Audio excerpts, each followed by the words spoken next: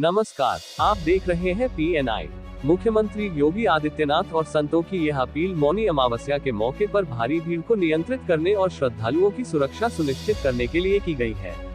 प्रयागराज में उमड़ी लाखों करोड़ों की भीड़ के बीच प्रशासनिक व्यवस्था को सुचारू बनाए रखना एक चुनौती होती है, इसलिए सभी से आत्मा अनुशासन बनाए रखने और प्रशासन के निर्देशों का पालन करने की अपील की गई है।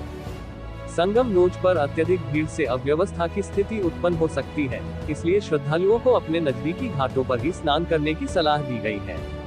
संत समाज भी इस अपील में सहयोग कर रहा है और सांकेतिक स्नान कर लोगों को संयम बरतने का संदेश दे रहा है। यह अपील इस बात को भी रेखांकित करती है कि धार्मिक आस्था और सुरक्षा दोनों का संतुलन बनाए रखना आवश्यक है। क्या आप इससे संबंधित किसी विशेष जानकारी की तलाश कर रहे हैं? प्रयागराज महाकुंभ में श्रद्धालुजनों की भारी भीड़ है। लगभग 8 से 10 करोड़ श्रद्धालु इस समय प्रयागराज के अंदर मौजूद है। कल भी 5.5 करोड़ श्रद्धालुजनों ने महाकुंभ का स्नान किया था।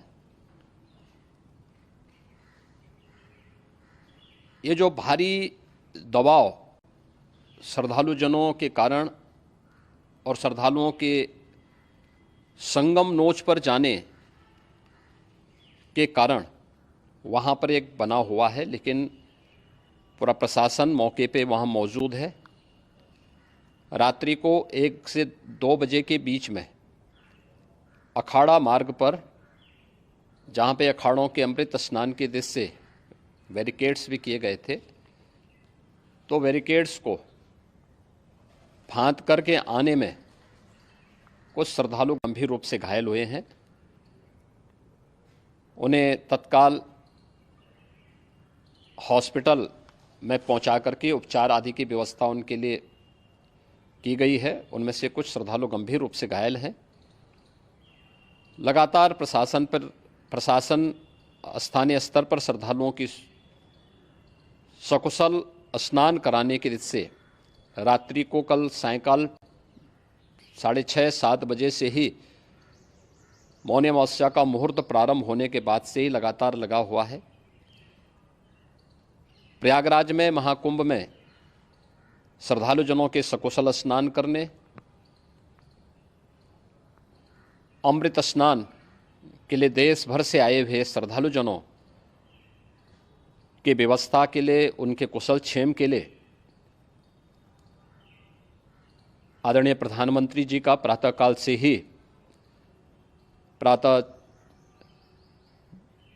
से ही उनके लगभग 4 बार प्रधानमंत्री जी ने हालचाल लिया है।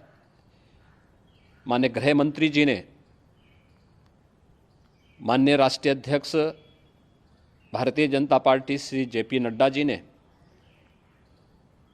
माननीय गृह मंत्री श्री अमित शाह जी ने भी, और प्रदेश की माननीय राज्यपाल श्रीमती आनंदीबेन पटेल जी ने भी लगातार जानकारी लेकर के सभी के कुशल क्षेम और सकुशल स्नान कराने के बारे में निरंतर रिपोर्ट ले रहे हैं।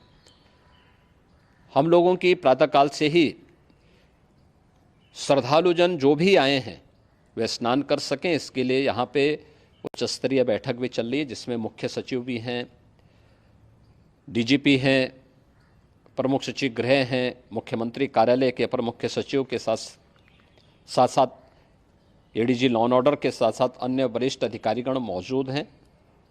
प्रयागराज में हालात वर्तमान में नियंत्रण में हैं, लेकिन भीड़ का दबाव बहुत बना हुआ है।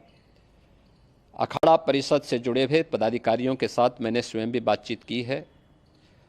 आचार्य महामंडलेश्वरों से भी, पूज्य संतों के साथ भी मेरी बातचीत हुई है, और पूज्य संतों ने बड़ी ही विनम्रता के साथ इस बात को कहा है कि नहीं, श्रद्धालुजन पहले स्नान करेंगे और फिर जब उनका दबाव कुछ कम होगा और वे सकुशल वहाँ से निकल जाएंगे, तब हम लोग स्नान करने के लिए संगम की तरफ जाएंगे।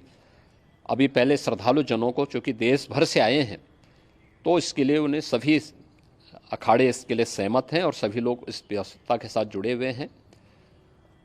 लगातार इस दिशा में हम लोगों का प्रयास है कि जो अब तक प्रातः काल से ही आपने देखा होगा, कल मैंने बताया कि कल लगभग 5.5 करोड़ श्रद्धालु कल महाकुंभ का स्नान किए हैं और आज प्रातः काल तक लगभग 8:30 बजे तक 3 करोड़ से अधिक श्रद्धालु स्नान कर चुके हैं और ये लगातार जारी है। लेकिन संगम नोच पर, अखाड़ा मार्ग पर, नागवासुकी मार्ग पर लगातार दबाव बना हुआ है और वहाँ पर श्रद्धालुजनों की सुविधा के लिए भी हर प्रकार की वहाँ पर प्रशासन पूरी मुस्तैदी के साथ लगा हुआ है।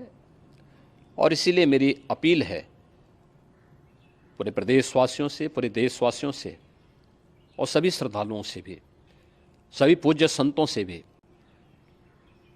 कि अफवाह पर कोई ध्यान न दें, संयम से काम लें। ये सब आयोजन सभी लोगों का है। प्रशासन उनकी सेवा के लिए पूरी तत्परता के साथ लगा हुआ है। केंद्र और राज्य सरकार पूरी मजबूती के साथ वहाँ पर हर प्रकार का सहयोग करने के लिए तत्पर है। लेकिन कोई किसी अफवाह पे ध्यान न दे। कोई भी व्यक्ति नकारात्मक अफवाह फैलाने का प्रयास करेगा, उस प्रकार से नुकसान हो सकता है। और जहाँ पर हैं आप, लगभग 15 से 20 किलोमीटर के दायरे में अस्थायी घाट बनाए गए हैं, उसमें कहीं भी वे स्नान कर सकते हैं।